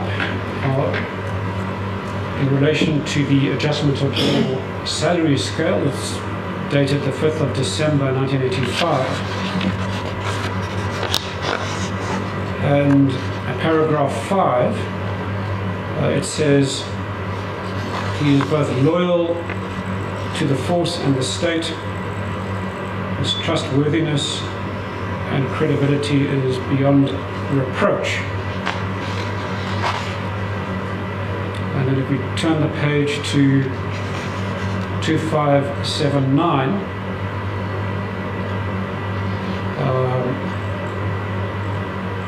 he is, paragraph 6 at the top, he is well disciplined both on and off duty. Instructions given to him are executed immediately and precisely. Paragraph 7, he is at all times an example to others and is respectful to his superiors as well as his subordinates. So certainly at that time, if that assessment of your record in the security branch is accurate, then you would agree that you were an obedient, loyal member and you carried out instructions Yes. without question. Yes. And as we've discussed earlier, even if those instructions involve breaking the law, Yes. and even if those instructions included covering up serious crimes, I believe so. yes, crimes such as kidnapping, torture, and murder. And much more, I guess. Yes, well, I don't know how one can get more serious than murder. Well, assault, GBH, that's very serious. Oh, in addition, yes. Yes. That's sort of covered under torture. Okay. May I please sit? Please do. Lord? Thank you.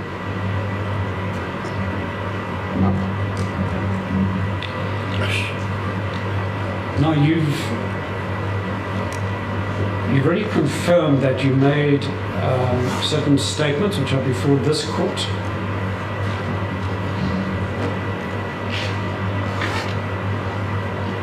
That is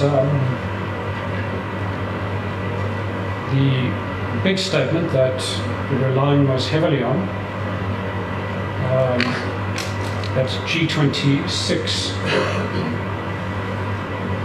My Lord, Exhibit G26 at page 1724 of the record. So I think that's the statement you said was taken at the Legal Aid Board in Durban on the 2nd of April 2019. No, my Lord. Let me explain so that the court understands this very clearly from the outset. This amnesty court affidavit, that was not drawn up on one day. It was drawn up on a period, like it started off in 2017. Then it went to remember that Advocate Shabnam's thing was only available for a certain time. Then she had to go back and attend to her other matters as well. And it carried on and on and on and on, and then went into 2018. And then it went into 2019. And then eventually it was signed off on, I think the date, I think 2nd of April 2019. 2nd of April 2019. Yeah. Yes. So it was over like the whole of 2017, the whole of 2018. That's 2 years and like 4 months. Or 2 years and say 3 months and some days. Yes.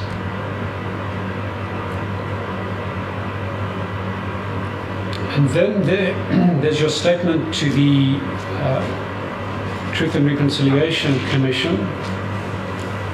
My Lord, that's also under Exhibit G26 at page 1766.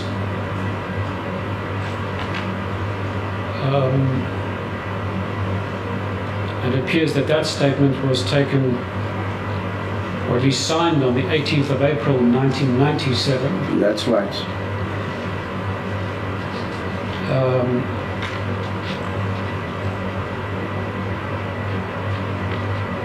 And that statement was made in Durban, or at least signed in Durban at the MetLife building in Smith Street, Durban. Yes. Was that the office of the Truth Commission? Of the TRC, yes. Right. And then there's another document which is not a statement in the sense that it's not signed. It appears to be simply notes. Lord, I'm referring to G27 at page 1785.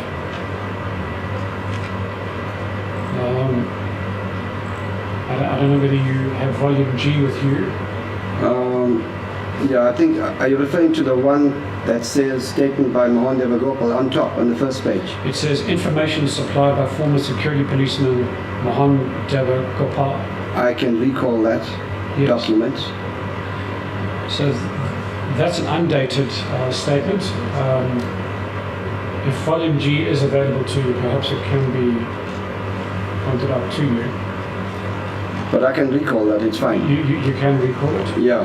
Can I just check? I did ask for volume G to be supplied to the witness. Is there a spare volume G that...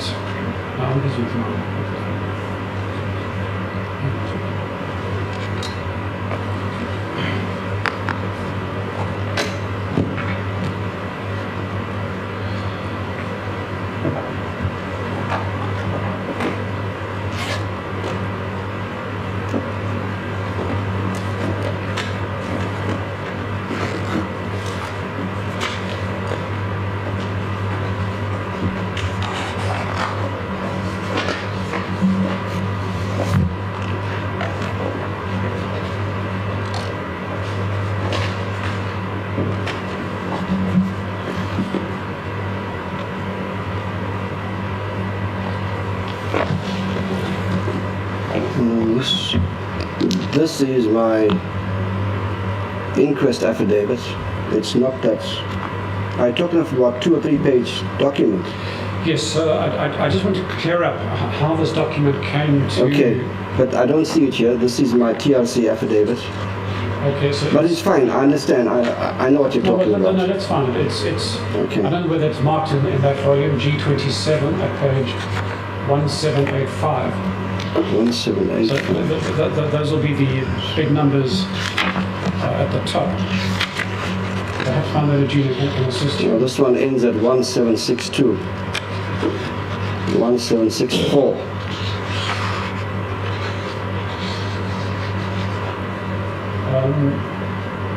Can we borrow another volume G?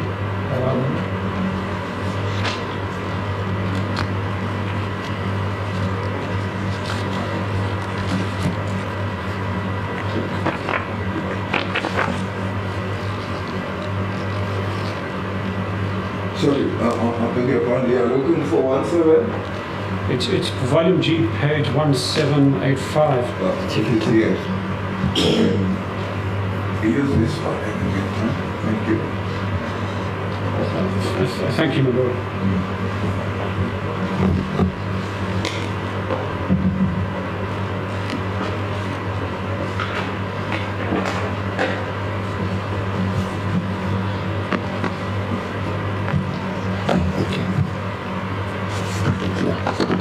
Okay.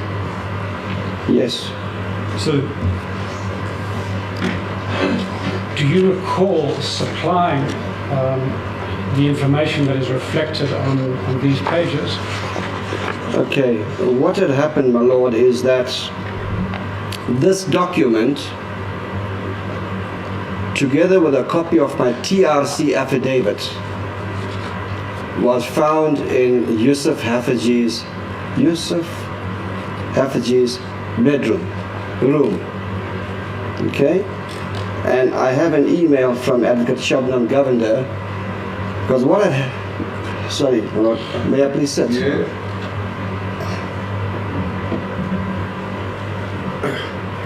What had happened, my lord, is that 1977, I'd made my TRC affidavit. Sorry, 19? 1997, right? And then Coastal Governor had taken me home, and then when he picked me up the next time to get the amnesty application commissioned, he took me down to Sierra SWAT, and over there he told me that he had given a copy of my TRC affidavit to Hoosen Haffejee. So I told him, look, I don't have a problem with that, because the idea is that the family must come to know the truth. So now, when Advocate Shabnam Singh started off in 2017 to take down my inquest affidavit, then I mentioned to him, but hang on, I have a TRC affidavit as well, and we need to look at that and then look at this, because the stories have to click, it has to merge. So I said, please, could you check at the TRC headquarters in the archives in Pretoria for my TRC affidavit? And she searched. Warren Russell Frank from the Hawks, he searched, And they could not find nothing there concerning my TRC affidavit. But what they did find was my amnesty application. So that came down with them. Then I told them, but hang on, wait. Coastal Governor had told me that he gave a copy of my TRC affidavit to Hoosen Haffejee. Could you please contact the Haffejee family, household members, and ask them to conduct a search and see if you can get a copy. And they did find a copy. And that copy of my TRC affidavit, together with this notes over here, the notes, she gave it to me personally when she met me. The TRC affidavit, she had emailed that to Advocate Shah Singh, who was my then pro bono attorney. And that's how I got, up to now, the original copy of my TRC affidavit cannot be found. It doesn't take a rocket scientist to understand who's got the original copy. I point my fingers to Colonel Coastal Governor.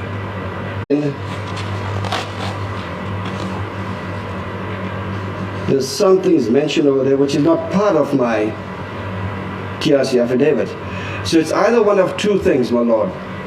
It's either Coastal Governor typed this out and handed it over to Hoosen Haffejee, together with a copy of my TRC affidavit, or Mr. Hoosen Haffejee could have just typed this out and kept this information one side, and then these notes are made on the side to question and query, etc., etc.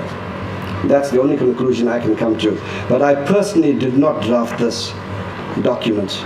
Yes, it doesn't seem as if you drafted it. It seems rather that somebody else took down notes while you were speaking to that person, because the title says information supplied by former security policeman Mohammed Deva. Yes, absolutely. So, and I would agree with my lord. I would agree.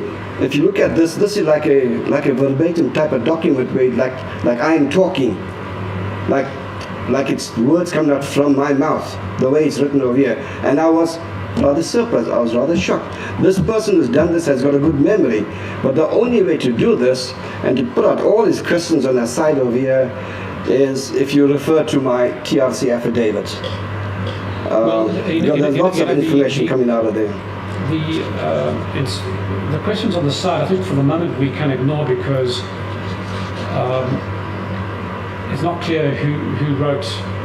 It might have been Hoosen Haffejee wanting to explore further issues, writing those questions down. It might have been somebody else. And indeed,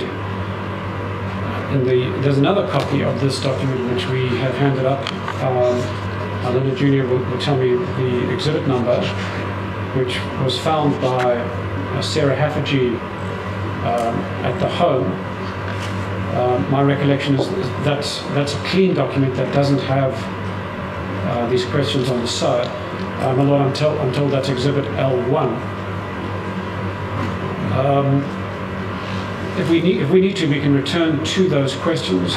So I just want to find out, do you recall sitting down with somebody and talking about the case with them? Coastal Governor, before I went into the TRC, I had requested Mr. Coastal Governor to please make arrangements with the TRC, with the Advocate Governor, because I need to go and expose the story on Dr. Haferty. So we sat down and I explained everything to him, and he jotted down notes and handwritten notes, etc., etc. That's the only other person that I can say who's got depth knowledge, deep knowledge about what we read over here. But there's some other stuff that's towards the end which I don't know where he got this from. But Colonel Coastal Governor is the only other person. Okay. So to have this type of knowledge, he's got the knowledge before I even went into the TRC. Well, I think we will ask the investigating officer to check with Mr. Governor as to whether he did compile these notes. But now let's then turn to the last page of this document. So that'll be on page 1787 of the record. And I think I'll read the paragraph that I think you're highlighting. On several occasions, Mohan made it clear that he was doing me a favor and putting food on your plate. Otherwise, I would never have learnt what he had told me.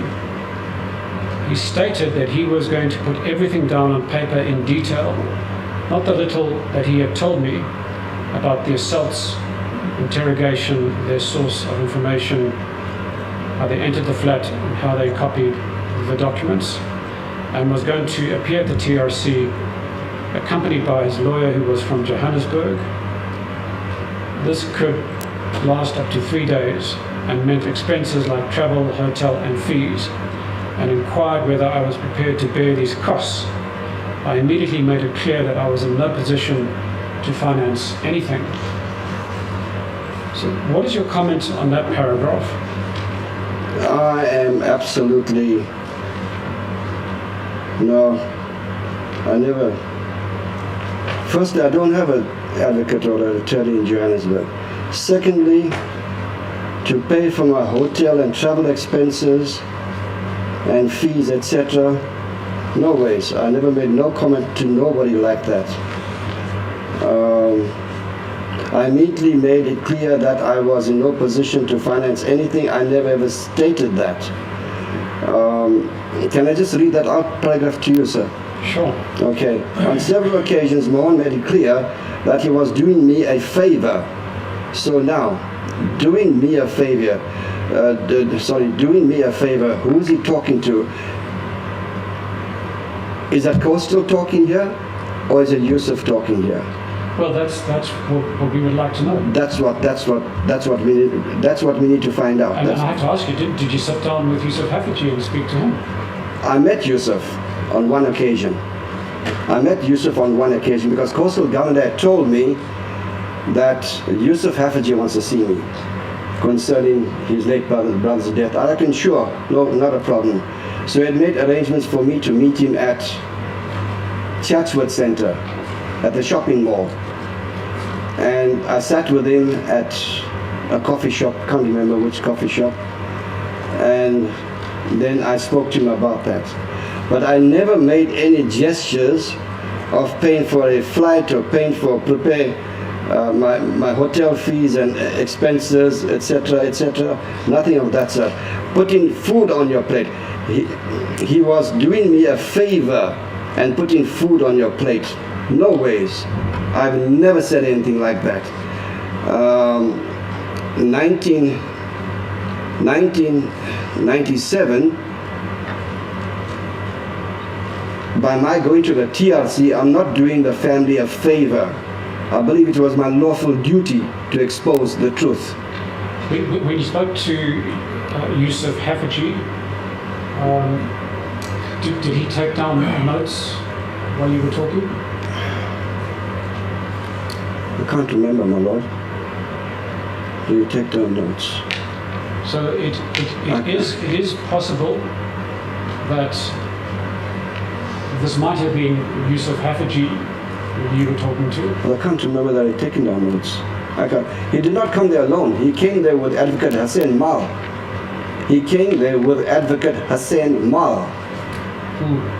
Yes, and Advocate Hussein Mal, I speak in the collection, I'm sure it's Advocate Hussein Mal.